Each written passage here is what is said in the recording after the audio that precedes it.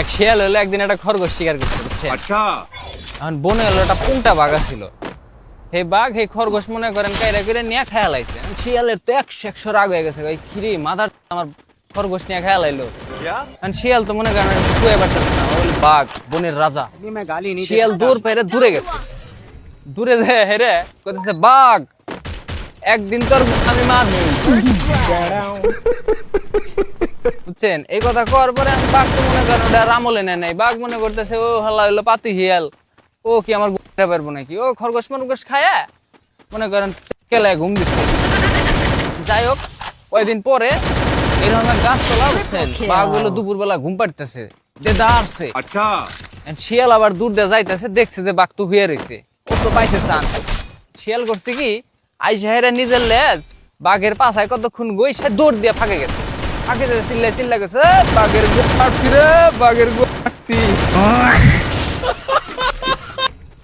বুঝছেন, এখন বাঘ হলো এই কথা হই না ঘুম ভেঙে গেছে গা।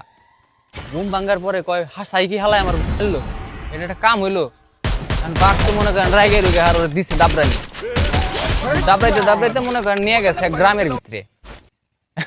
নিয়ে যাওয়ার পরে এক বাড়ির পাশ দিয়ে যাইতেছে, শিয়াল হলো মনে করেন এক ঝোপের ভিতরে লুকায় গেছে।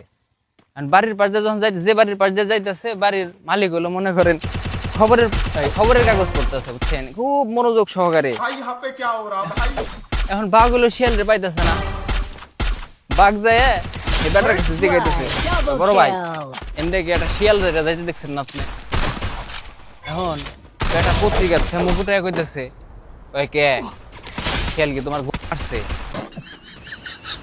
বাঘ তো এই কথা হই না কয় কয় ভাই শিয়াল আমার ঘুম আসছে, এটা পত্রিকায় হয়েছে। ভাই এই পুংটা শিয়ালের মতো, আপনাকে যদি কোনো বন্ধু থাকে তার মেনশনটা দিয়ে যায়।